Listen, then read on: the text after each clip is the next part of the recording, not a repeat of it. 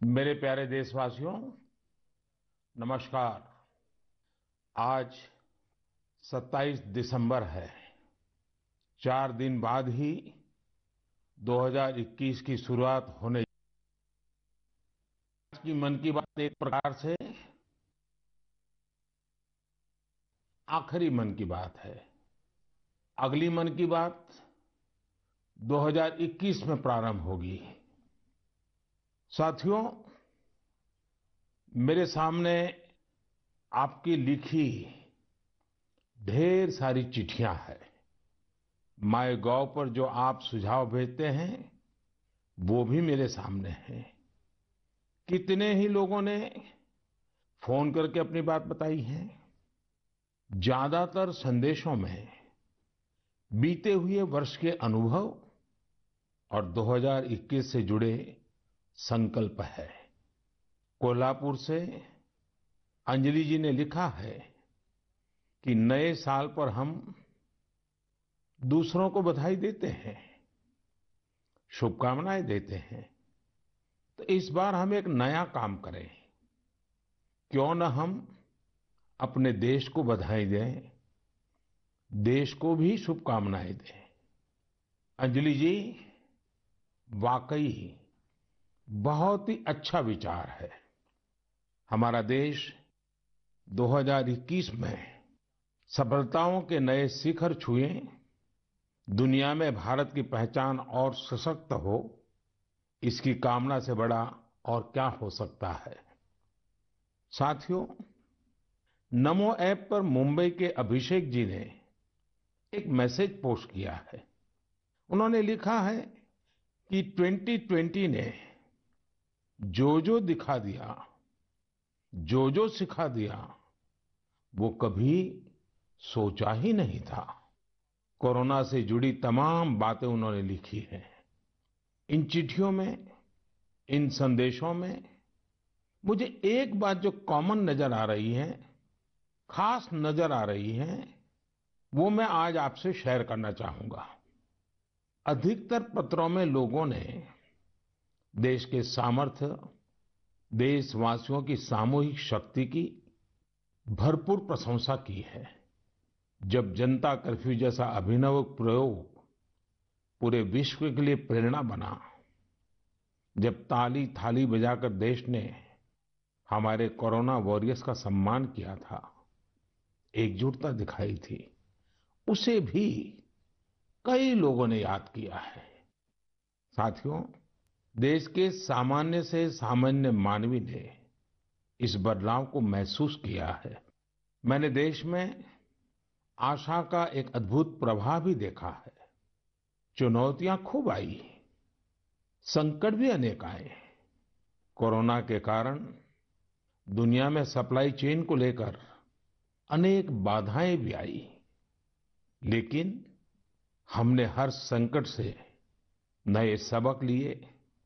देश का नया सामर्थ्य भी पैदा हुआ। अगर शब्दों में कहना है तो इस सामर्थ्य का नाम है आत्मनिर्भरता।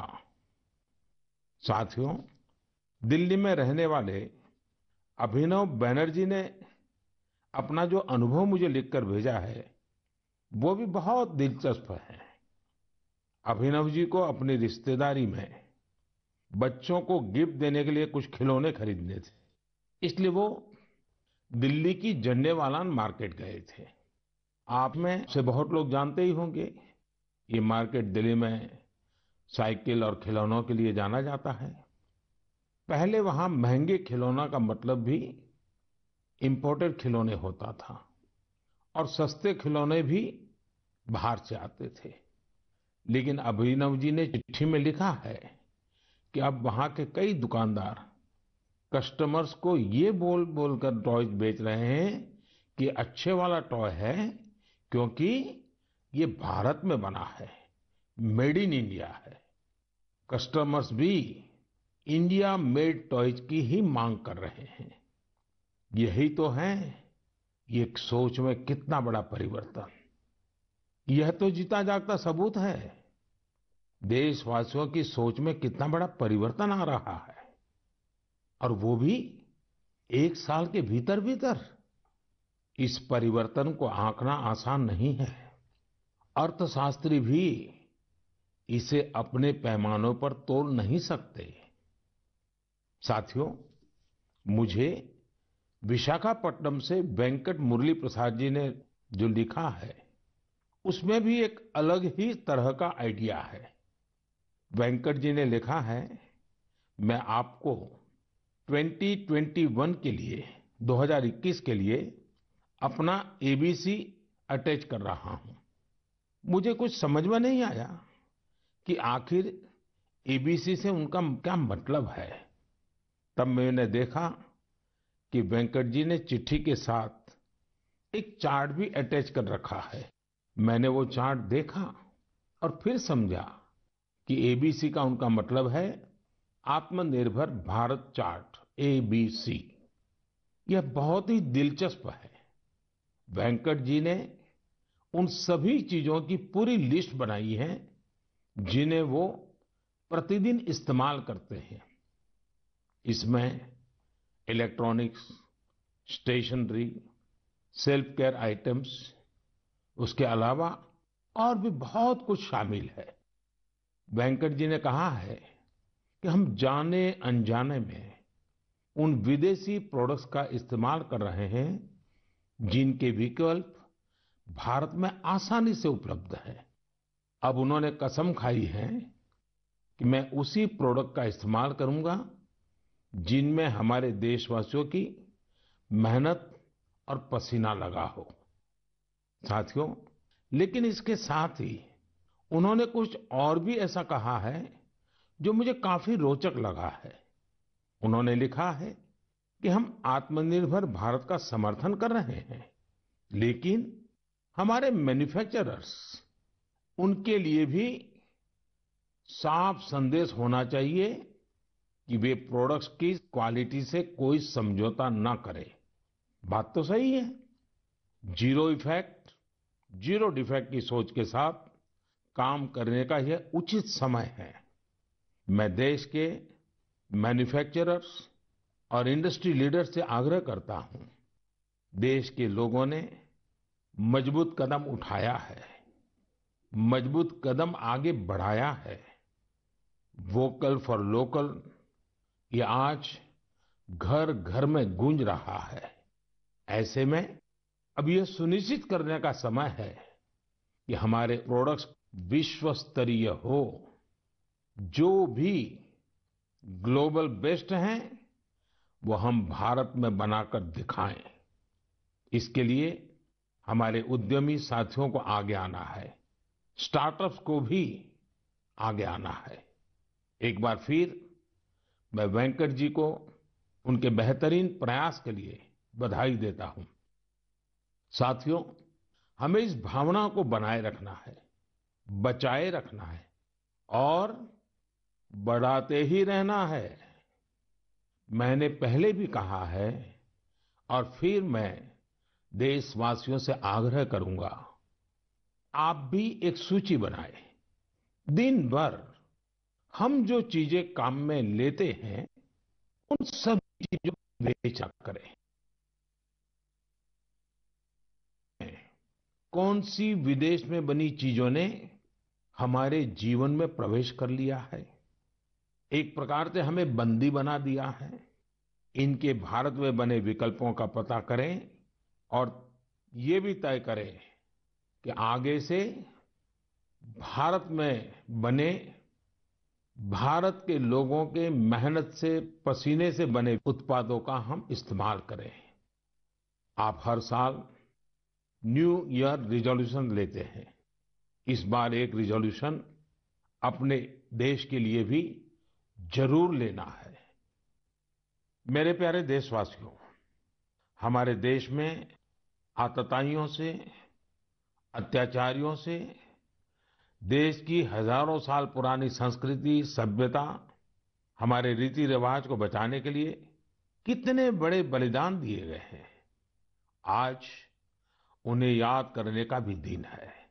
आज के ही दिन गुरु गोविंद सिंह जी के पुत्रों साहिबजादे जोरावर सिंह और फतेह सिंह को दीवार में जिंदा चुनवा दिया गया था। अत्याचारी चाहते थे कि साहिबजादे अपनी आस्था छोड़ दे, महान गुरु परंपरा की सीख छोड़ दे, लेकिन हमारे साहिबजादों ने इतनी कम उम्र में भी गजब का साहस दिखाया, इच्छा शक्ति दिखाई। दीवार में चुने जाते समय पत्थर लगते रहे, दीवार ऊंची होती रही, मौत सामने मंडरा रही थी, लेकिन फिर भी वो टस से मस नहीं हुए। आज ही के दिन गुरु गोविंद सिंह जी की माता गुजरी ने भी शहादत दी थी। करीब एक सप्ताह पहले श्री गुरु तेग बहादुर जी की भी शहादत का दिन था। मुझे यहाँ दिल्ली के गुरुद्वारा रकाबगंज जाकर गुरु तेग बहादुर जी को श्रद्धा सुमन अर्पित करने का, मत्था टेकने का अवसर मिला। इसी महीने श्री गुरु गोविंद सिंह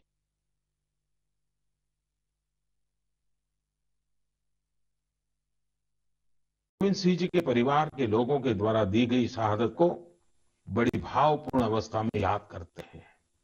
इस शहादत ने संपूर्ण मानवता को, देश को नई सीख दी। इस शहादत ने हमारी सभ्यता को सुरक्षित रखने का महान कार्य किया। हम सब इस शहादत के कर्जदार हैं। एक बार फिर मैं श्री गुरु तेग बहादुर जी, माता गुजरी जी, गुरु गोविंद सिंह जी और चारों साहिबजादों की शहादत को नमन करता हूं। ऐसे ही अनेकों शहादतों ने भारत के आज के स्वरूप को बचाए रखा है, बनाए रखा है। मेरे प्यारे देशवासियों, अब मैं एक ऐसी बात बताने जा रहा हूं जिससे आपको आनंद भी आएगा और गर्व भी होगा। भारत में लेपर्ड्स यानी तेंदुओं की संख्या में 2014 से 2018 के बीच 60% से अधिक की बढ़ोतरी हुई है। 2014 में देश में लेपर्ड्स की संख्या लगभग 7,900 थी। वहीं 2019 में इनकी संख्या बढ़कर 12,852 हो गई। ये वही लेपर्ड्स हैं जिनके बारे में जिम कॉर्बेट ने कहा था, जिन लोगों ने लेपर्ड्स को प्रकृति में स्वच्छंद रूप से घूमते नहीं देखा, वो उसकी खूबसूरती की कल्पना ही नहीं कर सकते। उसके रंगों की सुंदरता और उसकी चाल की मोहकता का अंदाज नहीं लगा सकते। देश के अधिकतर राज्यों में, विशेषकर मध्य भारत में तेंदुओं की संख्या बढ़ी है। तेंदुए की सबसे अधिक आबादी वाले राज्यों में मध्य प्रदेश, कर्नाटका और महाराष्ट्र सबसे ऊपर है। यह एक बड़ी उपलब्धि है। तेंदुए पूरी दुनिया में वर्षों से खतरों का सामना करते आ रहे हैं। दुनिया भर में उनके हैबिटेट को नुकसान हुआ है। ऐसे समय में भारत ने तेंदुए की आबादी में लगातार बढ़ोतरी कर पूरे विश्व को एक रास्ता दिखाया है। आपको इन बातों की भी जानकारी होगी कि पिछले कुछ सालों में भारत में शेरों की आबादी बढ़ी है, बाघों की संख्या में भी वृद्धि हुई है, साथ ही भारतीय वन क्षेत्र में भी इजाफा हुआ है। इसकी वजह ये है कि सरकार ही नहीं, बल्कि बहुत से लोग, सिविल सोसाइटी, कई संस्थाएं भी हमारे पेड़ पौधों और वन्य जीवों के संरक्षण में जुटी हुई है। वे सब बधाई के पात्र हैं। साथियों, मैंने तमिलनाडु के कोयम्बटूर में एक हृदयस्पर्शी प्रयास के बारे में पढ़ा। आपने भी सोशल मीडिया पर इसके विजुअल्स देखे होंगे। हम सब ने इंसानों वाली व्हीलचेयर देखी है, लेकिन कोयम्बटूर की एक बेटी गायत्री ने अपने पिताजी के साथ एक पीड़ित डॉग के लिए व्हीलचेयर बना दी। ये संवेदनशीलता प्रेरणा देने वाली है और यह तभी हो सकता है जब व्यक्ति हर जीव के प्रति दया और करुणा से भरा हुआ हो। दिल्ली एनसीआर और देश के दूसरों शहरों में ठिठुरती ठंड के बीच बेघर पशुओं की देखभाल के लिए कई लोग बहुत कुछ कर रहे हैं। वे उन पशुओं के खाने पीने और उनके लिए स्वेटर और बिस्तर तक का इंतजाम करते हैं। कुछ लोग तो ऐसे हैं जो रोजाना सैकड़ों की संख्या में ऐसे पशुओं के लिए भोजन का इंतजाम करते हैं। ऐसे प्रयास की सराहना होनी चाहिए। कुछ इसी प्रकार के नेक प्रयास उत्तर प्रदेश के कौशाम्बी में भी किए जा रहे हैं। वहां जेल में बंद कैदी गायों को ठंड से बचाने के लिए पुराने और फटे कंबलों से कवर बना रहे हैं।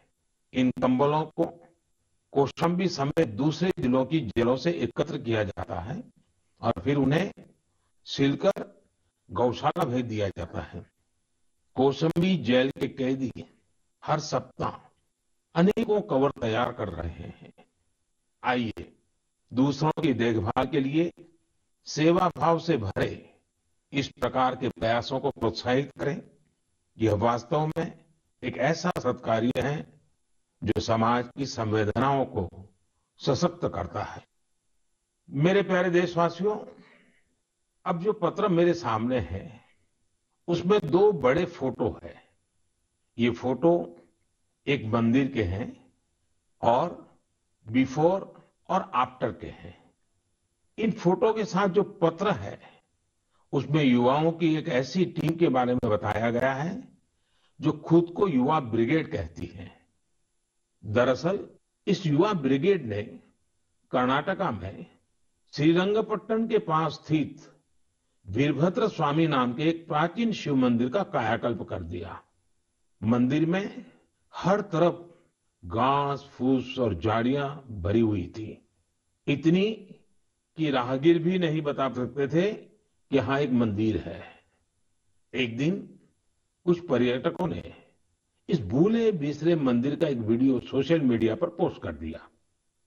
युवा ब्रिगेड ने जब इस वीडियो को सोशल मीडिया पर देखा तो उनसे रहा नहीं गया और फिर इस टीम ने मिलजुल कर इसका जीर्णोद्धार करने का फैसला किया। उन्होंने मंदिर परिसर में उगाई कंटीली झाड़ियां, घास और पौधों को हटाया। जहां मरम्मत और निर्माण की आवश्यकता थी वो किया। उनके अच्छे काम को देखते हुए स्थानीय लोगों ने भी मदद के हाथ बढ़ाए। किसी ने सीमेंट दिया तो किसी ने पेंट। ऐसी कई और चीजों के साथ लोगों ने अपना अपना योगदान किया। ये सभी युवा कई अलग तरह के प्रोफेशन से जुड़े हैं। ऐसे में उन्होंने वीकेंड्स के दौरान समय निकाला और मंदिर के लिए कार्य किया। युवाओं ने मंदिर में दरवाजा लगवाने के साथ साथ बिजली का कनेक्शन भी लगवाया। इस प्रकार उन्होंने मंदिर के पुराने वैभव को फिर से स्थापित करने का काम किया। जुनून और दृढ़ निश्चय ऐसी दो चीजें हैं जिनसे लोग हर लक्ष्य प्राप्त कर सकते हैं। जब मैं भारत के युवाओं को देखता हूं तो खुद को आनंदित और आश्वस्त महसूस करता हूं। आनंदित और आश्वस्त इसलिए क्योंकि मेरे देश के युवाओं में कैन डू की अप्रोच है और विल डू की स्पिरिट है। उनके लिए कोई भी चुनौती बड़ी नहीं है, कुछ भी उनकी पहुंच से दूर नहीं है। मैंने तमिलनाडु की एक टीचर के बारे में पढ़ा। उनका नाम हेमलता एन के है, जो विडुपुरम के एक स्कूल में दुनिया की सबसे पुरानी भाषा तमिल पढ़ाती है। कोविड-19 महामारी भी उनके अध्यापन के काम में आड़े नहीं आ पाई। हाँ, उनके सामने चुनौतियां जरूर थी, लेकिन उन्होंने एक इनोवेटिव रास्ता निकाला। उन्होंने कोर्स के सभी 53 चैप्टर्स को रिकॉर्ड किया, एनिमेटेड वीडियो तैयार किए और इन्हें एक पेन ड्राइव में लेकर अपने स्टूडेंट्स को बांट दिए। इससे उनके स्टूडेंट्स को बहुत मदद मिली। वो चैप्टर्स को विजुअली भी समझ पाए।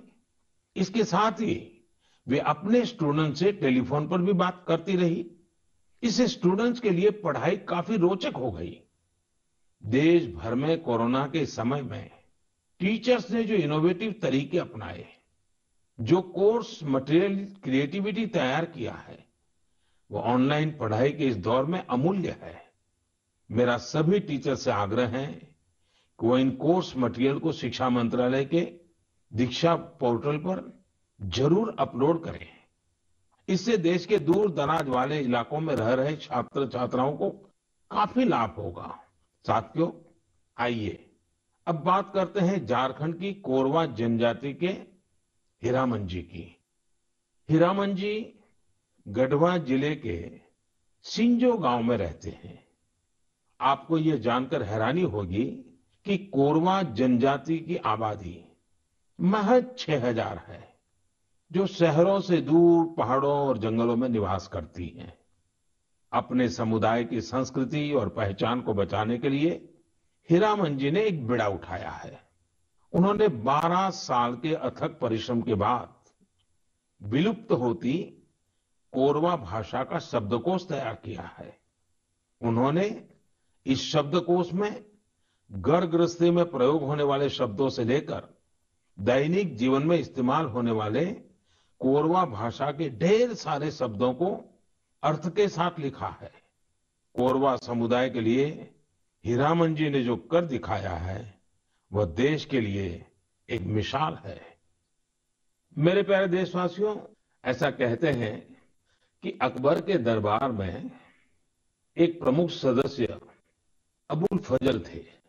उन्होंने एक बार कश्मीर की यात्रा के बाद कहा था कि कश्मीर में एक ऐसा नजारा है जिसे देखकर चिड़चिड़े और गुस्से लोग भी खुशी से झूम उठेंगे।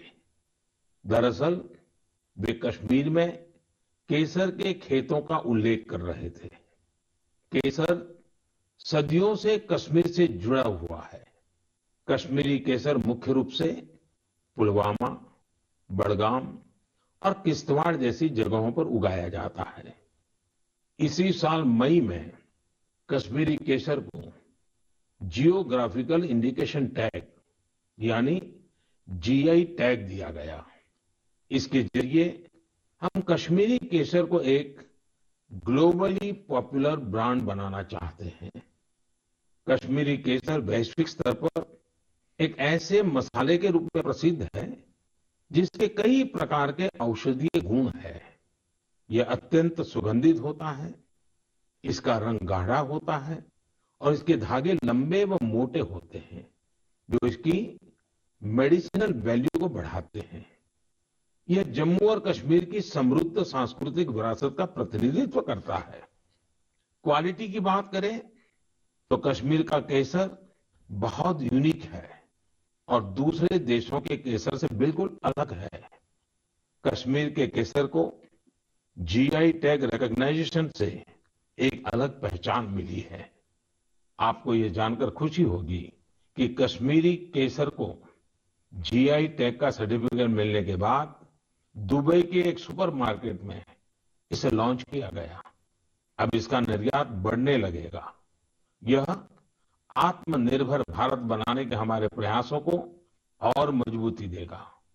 केसर के किसानों को इसे विशेष रूप से लाभ होगा। पुलवामा में त्राल के शार इलाके में रहने वाले अब्दुल मजीद वानी को ही देख लीजिए। वह अपने जीआई टैग्ड केसर को नेशनल सैफरन मिशन की मदद से पंपोर के ट्रेडिंग सेंटर में ई ट्रेडिंग के जरिए बेच रहे हैं। इसके जैसे कई लोग कश्मीर में यह काम कर रहे हैं। अगली बार जब आप केसर को खरीदने का मन बनाएं तो कश्मीर का ही केसर खरीदने की सोचें। कश्मीरी लोगों की गर्मजोशी ऐसी है कि वहां के केसर का स्वाद ही अलग होता है। मेरे प्यारे देशवासियों, अभी 2 दिन पहले ही गीता जयंती थी। गीता हमें हमारे जीवन के हर संदर्भ में प्रेरणा देती है। लेकिन क्या आपने कभी सोचा है गीता इतनी अद्भुत ग्रंथ क्यों है? वो इसलिए क्योंकि ये स्वयं भगवान श्री कृष्ण की ही वाणी है। लेकिन गीता की विशिष्टता ये भी है कि ये जानने की जिज्ञासा से शुरू होती है, प्रश्न से शुरू होती है। अर्जुन ने भगवान से प्रश्न किया, जिज्ञासा की, तभी तो गीता का ज्ञान संसार को मिला। गीता की ही तरह हमारी संस्कृति में जितना भी ज्ञान है सब जिज्ञासा से ही शुरू होता है। वेदांत का तो पहला मंत्र ही है अथातो ब्रह्म जिज्ञासा, अर्थात आओ हम ब्रह्म की जिज्ञासा करें। इसलिए तो हमारे यहाँ ब्रह्म के भी अन्वेषण की बात कही जाती है। जिज्ञासा की ताकत ही ऐसी है। जिज्ञासा आपको लगातार नए के लिए प्रेरित करती है। बचपन में हम इसलिए तो सीखते हैं क्योंकि हमारे अंदर जिज्ञासा होती है। यानी जब तक जिज्ञासा है तब तक जीवन है। जब तक जिज्ञासा है तब तक नया सीखने का क्रम जारी है। इसमें कोई उम्र, कोई परिस्थिति मायने ही नहीं रखती। जिज्ञासा की ऐसी ही ऊर्जा का एक उदाहरण मुझे पता चला तमिलनाडु के बुजुर्ग श्री टी श्रीनिवासाचार्य स्वामी जी के बारे में। श्री टी श्रीनिवासाचार्य स्वामी जी 92 साल के हैं, 92 इयर्स। वो इस उम्र में भी कंप्यूटर पर अपनी किताब लिख रहे हैं, वो भी खुद ही टाइप करके। आप सोच रहे होंगे कि किताब लिखना तो ठीक है, लेकिन श्रीनिवासाचार्य जी के समय पर तो कंप्यूटर रहा ही नहीं होगा। फिर उन्होंने कंप्यूटर कब सीखा? ये बात सही है कि उनके कॉलेज के समय में कंप्यूटर नहीं था, लेकिन उनके मन में जिज्ञासा और आत्मविश्वास अभी भी उतना ही है जितना अपनी युवावस्था में था। दरअसल श्रीनिवासाचार्य स्वामी जी संस्कृत और तमिल के विद्वान है। वो अब तक करीब 16 आध्यात्मिक ग्रंथ भी लिख चुके हैं। लेकिन कंप्यूटर आने के बाद उन्हें जब लगा कि अब तो किताब लिखने और प्रिंट होने का तरीका बदल गया है, तो उन्होंने 86 साल की उम्र में, 86 की उम्र में कंप्यूटर सीखा, अपने लिए जरूरी सॉफ्टवेयर सीखे। अब वो अपनी किताब पूरी कर रहे हैं। साथियों, श्री टी श्रीनिवासाचार्य स्वामी जी का जीवन इस बात का प्रत्यक्ष प्रमाण है कि जीवन तब तक ऊर्जा से भरा रहता है जब तक जीवन में जिज्ञासा नहीं मरती है, सीखने की चाह नहीं मरती है। इसलिए हमें कभी ये नहीं सोचना चाहिए कि हम पिछड़ गए, हम चूक गए, काश हम भी ये सीख लेते। हमें ये भी नहीं सोचना चाहिए कि हम नहीं सीख सकते या आगे नहीं बढ़ सकते। मेरे प्यारे देशवासियों, अभी हम जिज्ञासा से कुछ नया सीखने और करने की बात कर रहे थे। नए साल पर नए संकल्पों की भी बात कर रहे थे। लेकिन कुछ लोग ऐसे भी होते हैं जो लगातार कुछ न कुछ नया करते रहते हैं, नए नए संकल्पों को सिद्ध करते रहते हैं। आपने भी अपने जीवन में महसूस किया होगा, जब हम समाज के लिए कुछ करते हैं तो बहुत कुछ करने की ऊर्जा समाज हमें खुद ही देता है। सामान्य सी लगने वाली प्रेरणाओं से बहुत बड़े काम भी हो जाते हैं। ऐसे ही एक युवा है श्रीमान प्रदीप सांगवान। गुरुग्राम के प्रदीप सांगवान 2016 से हीलिंग हिमालय नाम से अभियान चला रहे हैं। वो अपनी टीम और वॉलंटियर्स के साथ हिमालय के अलग अलग इलाकों में जाते हैं और जो प्लास्टिक कचरा टूरिस्ट वहां छोड़कर आते हैं वो साफ करते हैं। प्रदीप जी अब तक हिमालय की अलग अलग टूरिस्ट लोकेशन से टनों प्लास्टिक साफ कर चुके हैं। इसी तरह कर्नाटका के एक युवा दंपति है अनुदीप और मीनूषा। अनुदीप और मीनूषा ने अभी पिछले महीने नवंबर में ही शादी की है। शादी के बाद बहुत से युवा घूमने फिरने जाते हैं, लेकिन इन दोनों ने कुछ अलग किया। ये दोनों हमेशा देखते थे कि लोग अपने घर से बाहर घूमने तो जाते हैं, लेकिन जहां जाते हैं वहीं ढेर सारा कूड़ा कचरा छोड़कर आ जाते हैं। कर्नाटका के सोमेश्वर बीच पर भी यही स्थिति थी। अनुदीप और मीनूषा ने तय किया कि वो सोमेश्वर बीच पर लोग जो कचरा छोड़कर गए हैं उसे साफ करेंगे। दोनों पति पत्नी ने शादी के बाद अपना पहला संकल्प यही लिया। दोनों ने मिलकर समंदर तट का काफी कचरा साफ कर डाला। अनुदीप ने अपने इस संकल्प के बारे में सोशल मीडिया पर भी शेयर किया। फिर क्या था, उनकी इतनी शानदार सोच से प्रभावित होकर ढेर सारे युवा उनके साथ आकर जुड़ गए। आप जानकर हैरान रह जाएंगे, इन लोगों ने मिलकर सोमेश्वर बीच से 800 किलो से ज्यादा कचरा साफ किया है। साथियों, इन प्रयासों के बीच हमें ये भी सोचना है कि ये कचरा इन बीचीज पर, इन पहाड़ों पर पहुंचता कैसे है। आखिर हम में से ही कोई लोग ये कचरा वहां छोड़कर आते हैं। हमें प्रदीप और अनुदीप मिनुसा की तरह सफाई अभियान चलाना चाहिए, लेकिन उससे भी पहले हमें ये संकल्प भी लेना चाहिए कि हम कचरा फैलाएंगे ही नहीं।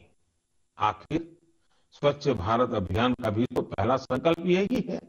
हाँ, एक और बात मैं आपको याद दिलाना चाहता हूँ। कोरोना की वजह से इस साल इसकी चर्चा उतनी हो नहीं पाई है। हमें देश को सिंगल यूज प्लास्टिक से मुक्त करना ही है।